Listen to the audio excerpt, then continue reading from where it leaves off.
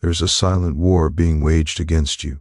It is not fought with bullets, but with blinking lights, endless notifications, and the low, constant hum of anxiety. And your body, your biology, is the battlefield.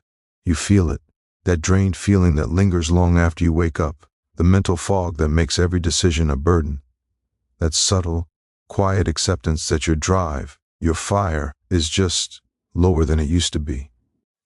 You are not imagining it. This is the sound of your hormonal foundation crumbling. And to rebuild it, to make it stronger than ever, we do not start in the gym. We do not start with a pill. We start in the dark. Because your body's single most powerful factory for testosterone is not awake when you are. It works the night shift. Every night, as you cross into deep, restorative sleep, a symphony of processes begins. Growth hormone surges to repair your muscles. Your brain cleanses itself of metabolic waste. And your Leydig cells, the engines of your vitality, are given the direct order, produce. Peak testosterone release is intricately tied to your deepest sleep cycles. Miss that window, cut that cycle short, and you have not just lost an hour of rest. You have sabotaged your entire hormonal blueprint for the next day. One night, you can survive it, but chronic sleep deprivation is a systematic dismantling. Studies are unequivocal. Drop below 5 hours consistently, and you can watch your testosterone levels plummet as if a valve has been opened. The enemy knows this. The glowing screen in your hand at midnight is not entertainment. It is a sabotage tool. The blue light it emits is a chemical lie screaming to your primitive brain that the sun is high. It shuts down the production of melatonin, the hormone that keys the orchestra of your sleep. You are tricked into staying in a shallow, anxious twilight, while your most vital repair work remains undone. But the assault does not end with poor sleep. It has a partner, a chemical enforcer that is always ready to step in when you are weak. Its name is cortisol, your stress hormone. In a real crisis, it is a lifesaver. It sharpens your focus, floods your system with energy, prepares you to fight or to flee. But in the modern world, the crisis never ends. The deadline, the traffic, the argument, the financial pressure, the endless scroll of bad news. Your body cannot tell the difference between these and a physical threat. So the cortisol tap is left on. A constant drip, drip, drip into your system. And here is the brutal biochemical truth. Cortisol and testosterone are locked in a deadly balance. They are made from the same precursor, pregnenolone. It is the body's version of a raw material. When your system is perpetually commandeered for cortisol production, there is no raw material left for testosterone. It is a literal biochemical robbery. High cortisol does not just coexist with low testosterone, it actively causes it. It directly suppresses the signaling from your brain to your testes. It tells your body, we are in survival mode. Building muscle, deepening your voice, fueling your drive, these are luxuries for a later time that may never come. You are being biologically programmed for mere survival, not for victory. So we fight back, not with complexity, but with ruthless simplicity. We reclaim the night. Your sleep is not a suggestion. It is a non-negotiable tactical operation. Your bedroom becomes a cave, a fortress of darkness, blackout curtains. Every single LED light, from the smoke detector to the charger, is covered with electrical tape. The temperature is dropped. Your body needs to cool its core to initiate sleep. A warm room is a barrier. You establish a perimeter. 1 hour before your target time, all screens fall. The phone goes into another room, not on silent, not face down, in another room. You read a physical book under warm, dim light. You might practice a simple, powerful technique, diaphragmatic breathing. 5 seconds in, hold for 5 seconds out. This is not meditation for enlightenment. This is a direct physiological override. It activates your parasympathetic nervous system, the rest and digest system, and slams the brakes on cortisol production. It signals safety, and you do this at the same time every single night, even on weekends. Consistency is the lock on the fortress door. You are not chasing sleep. You are commanding it. You are creating the only environment in which your body can perform its most critical work. For stress, we apply targeted, relentless pressure to the source. The goal is not to live a life without stress, but to master your response to it. The breathing is your first weapon, deployable anywhere, anytime. Feel the tension rise in a meeting? Breathe. Stuck in traffic? Breathe. You are not calming your mind as a vague concept. You are manually lowering your heart rate and cortisol output. You supplement this with victory in the physical world. A daily walk, not for calorie burn, but for rhythm. In nature, if possible. The combination of rhythmic movement, sunlight in your eyes in the morning, and disconnection from the digital noise is a potent, evidence-backed cortisol reset. You must also audit your input. The news cycle, the social media arguments, the toxic conversations. These are not information. They are cortisol injections. You curate your mental environment with the same severity you apply to your physical one. Master this. Master the dark and quiet the chaos within. Because until you do, you are trying to build a fortress on sand. Every other method, every lift, every supplement will be fighting an uphill battle against the two most powerful suppressants known to modern man. Conquer sleep and stress. And you have not just removed the blockers, you have laid the unshakable foundation upon which true strength is built. Now we fuel the forge. You have secured the foundation. You have reclaimed the night and silenced the internal alarm. Now we build. The body is not a ghost. It is a machine of staggering complexity, forged from the raw materials you provide.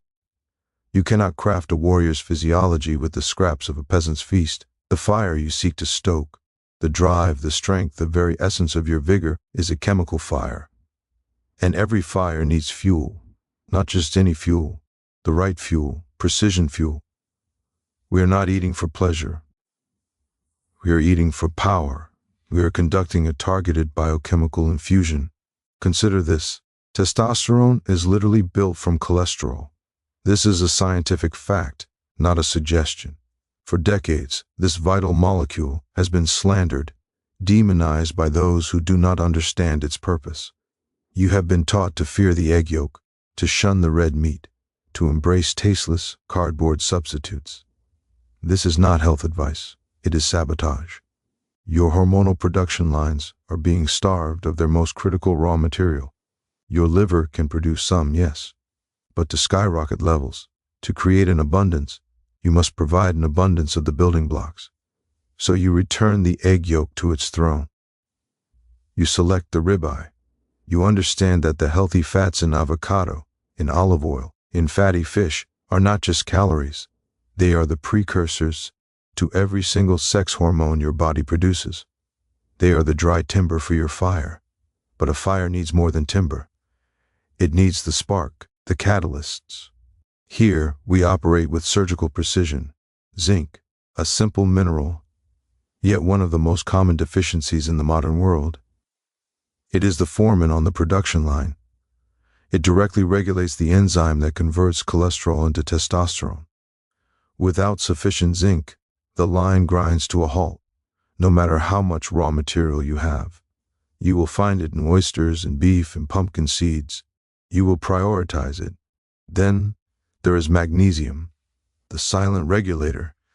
It is involved in over 300 biochemical reactions, but for our purpose, it is the stabilizer.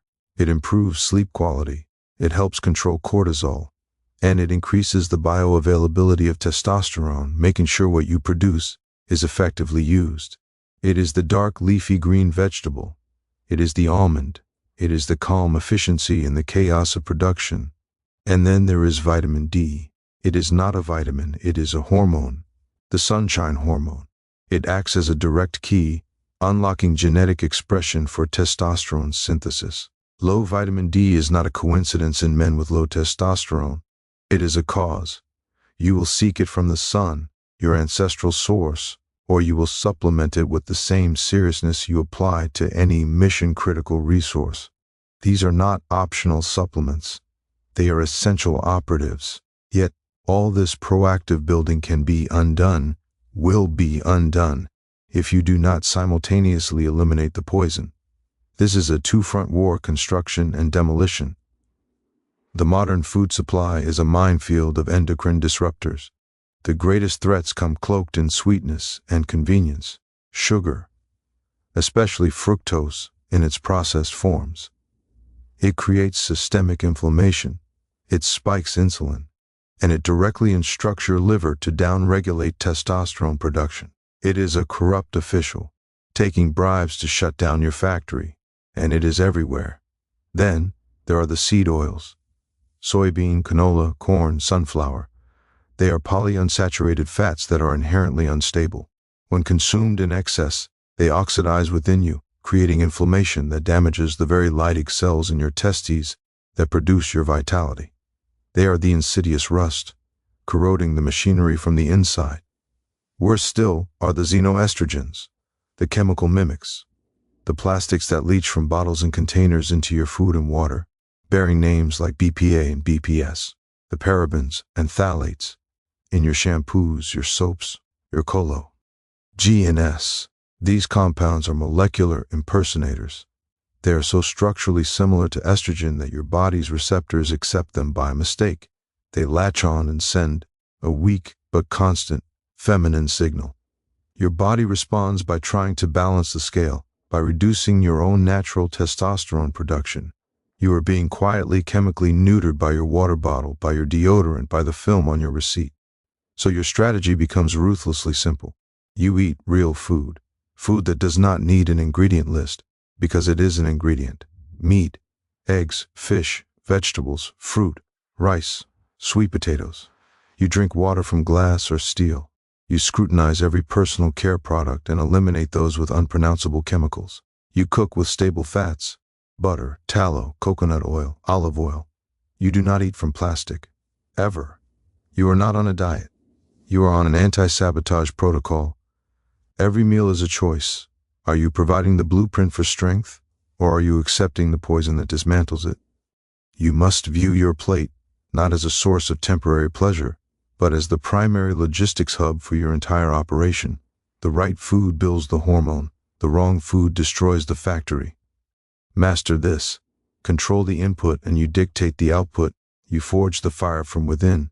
Now we move that fuel to the furnace. Now you have the foundation. Now you have the fuel, primed, ready. But fuel, contained, is just potential, a bomb that does not detonate.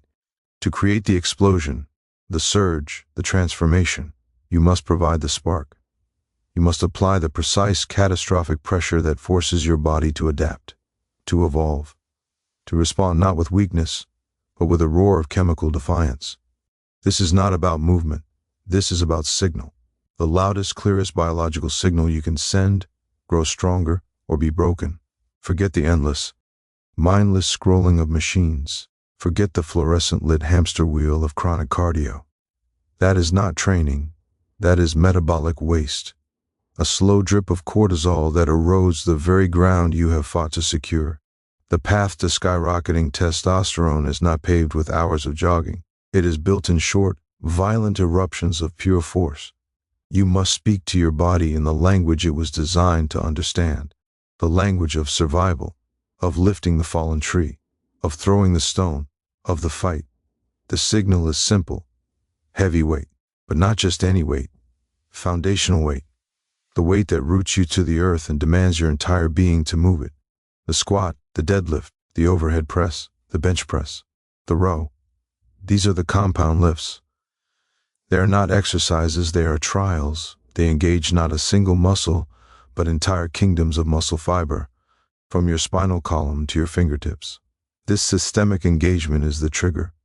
When you place your spine under a loaded bar, when you grip the earth and command it to rise, your nervous system screams a primordial alert.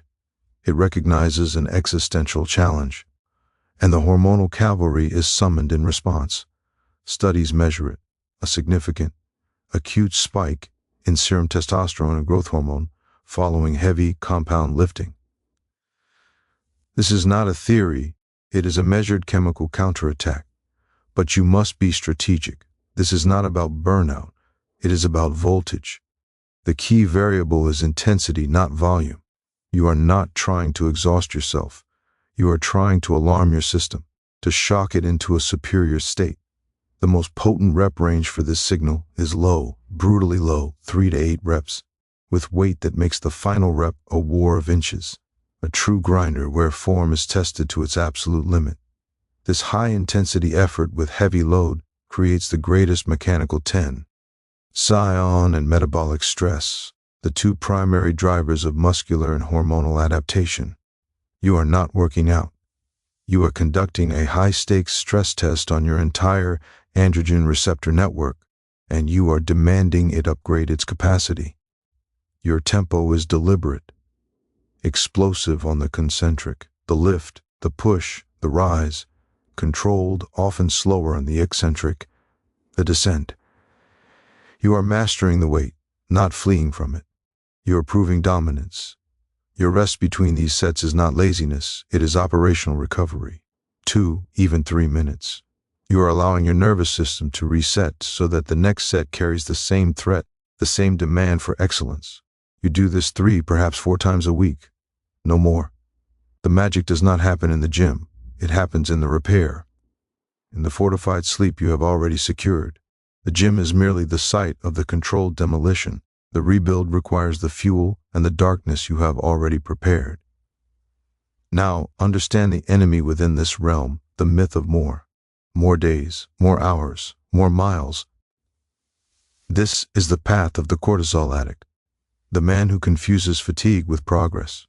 Long-duration, steady-state cardio, the 60-minute jog, the endless elliptical session, is a proven suppressant.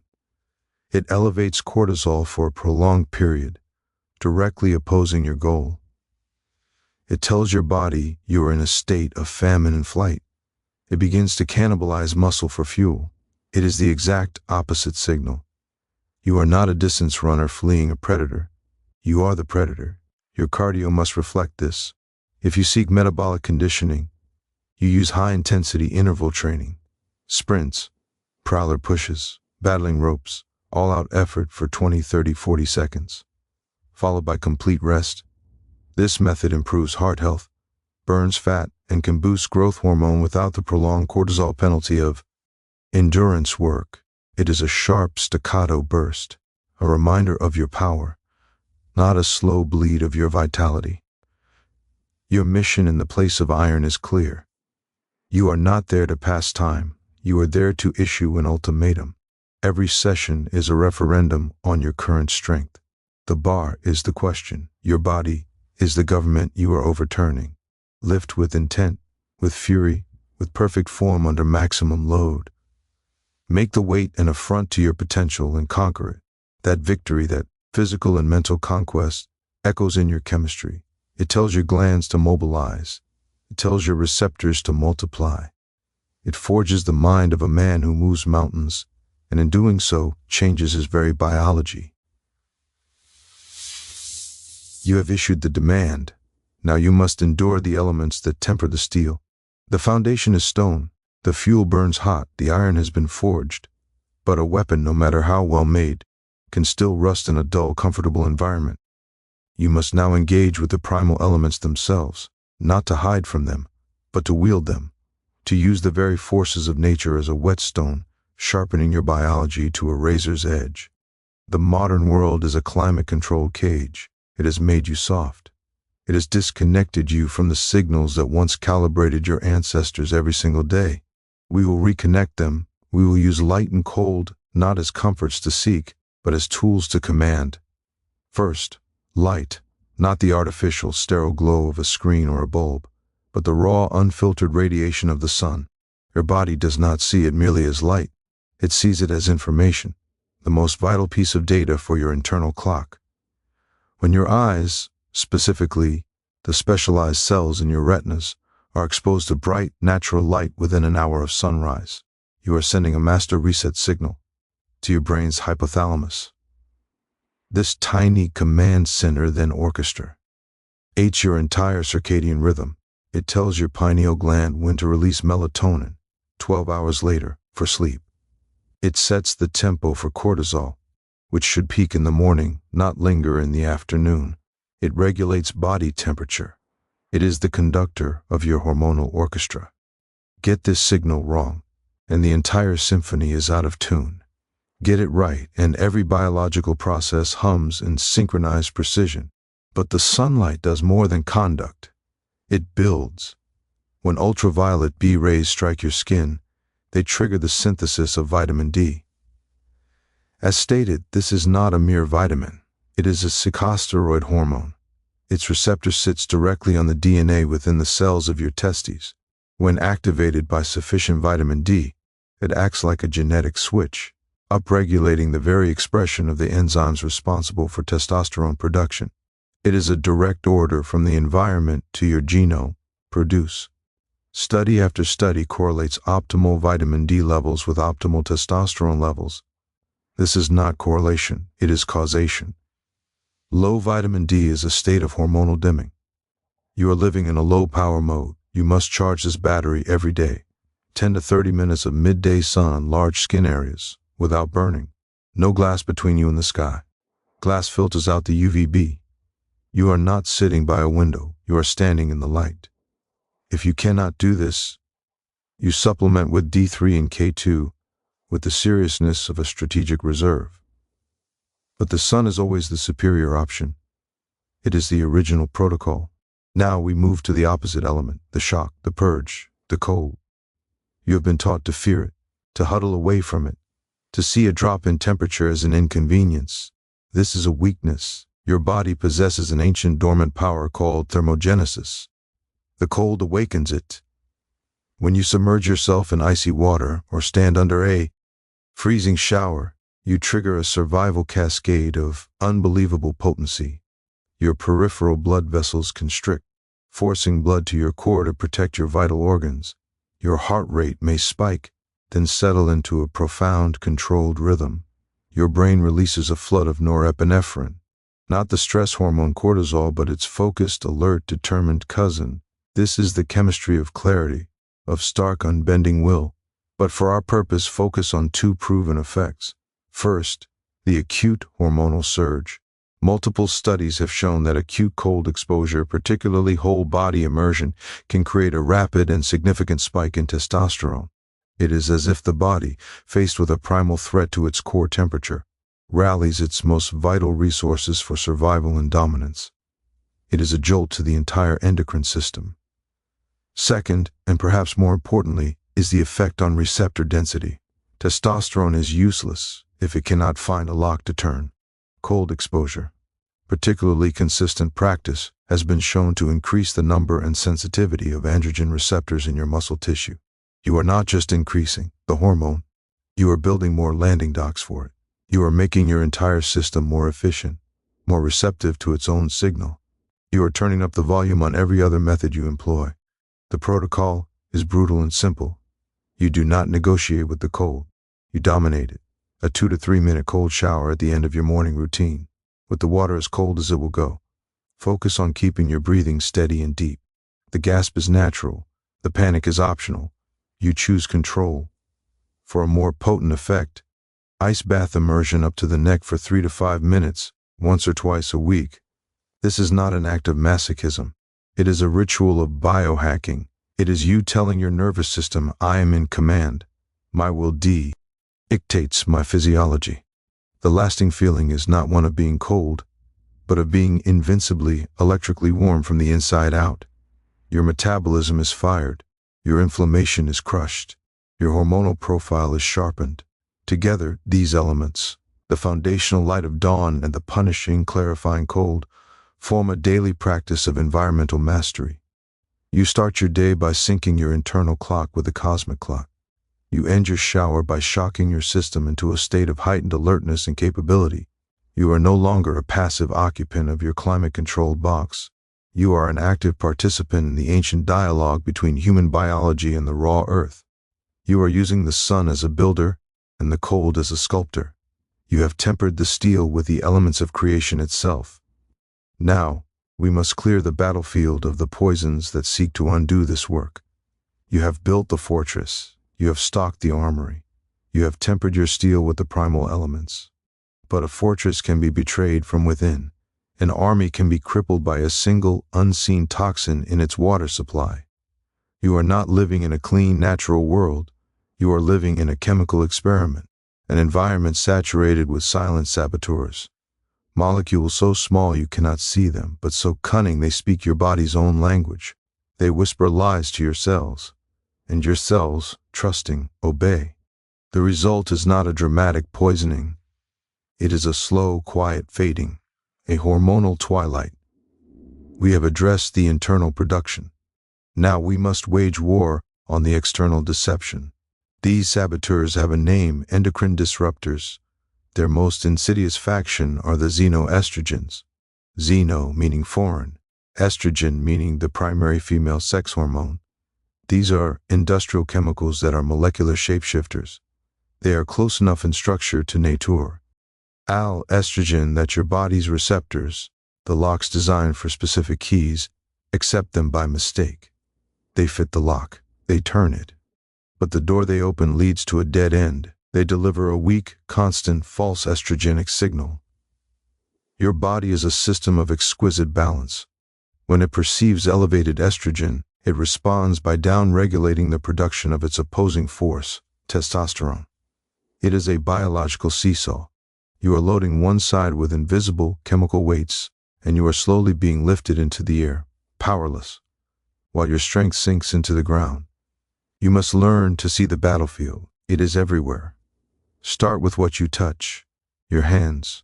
The thermal paper of your grocery receipt is coated in bisphenol A, BPA, or its equally sinister cousin, BPS. It absorbs directly through your skin.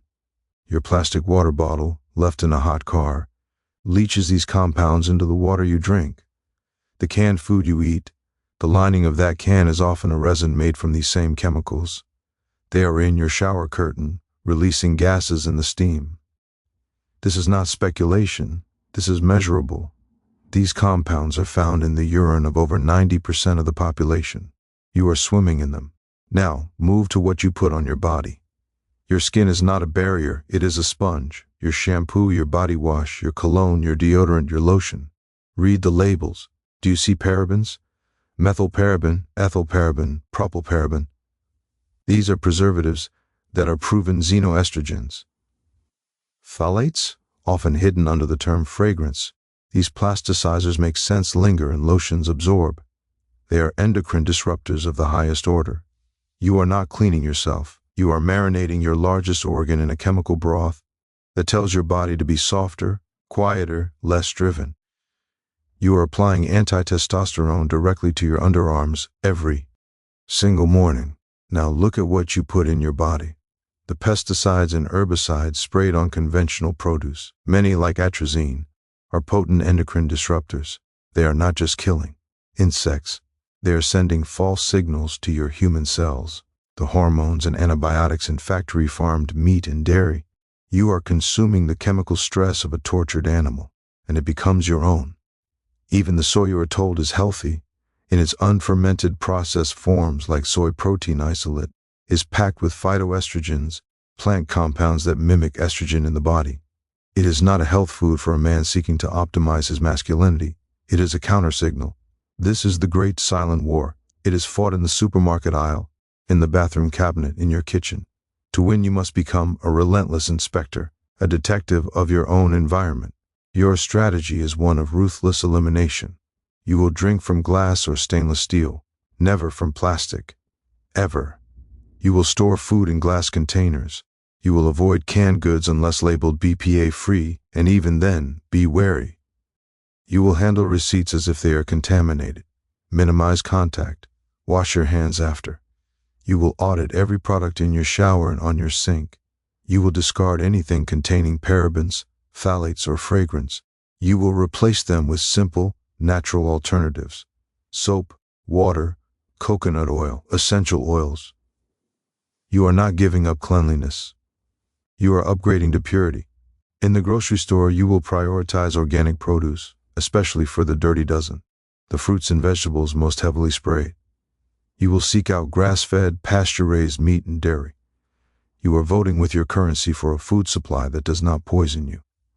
You will minimize processed soy. This is not a diet trend. This is a counterintelligence operation. This fight has no finish line. It is a permanent state of vigilance, because the assault is permanent. But with every glass bottle you choose, every natural product you switch to, every organic vegetable you buy, you are turning down the volume on that constant, false, feminizing signal. You are silencing the static so your body's own powerful native signal can ring out clear and strong. You are removing the chemical weights from the seesaw. You are clearing the fog of war so your internal production can operate at full, unopposed capacity. You have identified and neutralized the invisible enemy in your midst. Now we must forge the mind that will wield this power without apology. All of it, the fortress, the fuel, the iron, the elements, the cleansing. It is machinery, perfect, precise, chemical machinery. But a machine, no matter how powerful, requires an operator, a will, a purpose. Without it, you are merely a well-tuned engine idling in a garage. You will have the biochemistry of a king, but the soul of a spectator. This is the final and most critical frontier, the one they never tell you about in the sterile studies. Because science struggles to measure the fire in a man's eyes, but your body does not. Your endocrine system is not just a glandular computer, it is a listening post. It hears your thoughts, it feels your victories, it withers under your defeats. It responds not just to weight and nutrients, but to the story you tell yourself about who you are. We must forge that story in victory. Consider a simple, undeniable phenomenon. Watch any competition, a boxing match, a championship game. Measure the testosterone of the winner and the loser immediately after. The winner soars, the loser's plummets. The same exertion, the same physical stress, but one outcome signals dominance, the other defeat. Your body's hormonal response is wired to your social and mental perception of your own status. It is a feedback loop of creation or destruction. You do not need a physical trophy to trigger this. You need the internal experience of winning, of competence, of progress. This is the mind-body link. When you set a goal, a meaningful, concrete goal, and you achieve it, your brain registers a win. It releases dopamine, yes, for pleasure. But it also sets in motion a deeper, quieter signal. This is a man who succeeds, a man who provides, a man who conquers challenges. And your biology aligns with that identity. It prepares you for more conquest by elevating the very hormones of conquest. This is why the man with a purpose, a mission that burns in his gut, often carries himself differently. His posture is not just muscle, it is chemistry.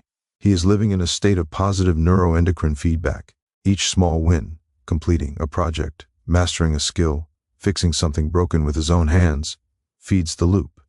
It tells his nervous system he is effective in the world. And a system that perceives effectiveness sees value in building and maintaining the tools of effectiveness. Muscle, drive, aggression, resilience, all underwritten by testosterone. Conversely, the man who feels trapped, powerless, who moves from distraction to distraction, whose greatest achievement in a day is finishing a television series, his body receives a different signal. Conserve, withdraw. There is no hunt here, only captivity. And his hormones obey. So you must become a relentless architect of small daily victories. You must end each day with evidence of your own competence. This is not positive thinking. This is positive doing. It is the accumulation of proof. Did you lift more than last week? That is a win. File it. Did you complete the report an hour early? A win. File it. Did you hold your frame in a difficult conversation? A win. File it.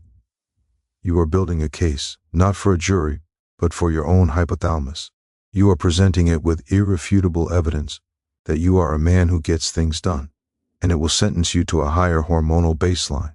This extends to your tribe, your social dynamics. You are the average of the 5 people you spend the most time with. This is a cliché because it is a biochemical truth.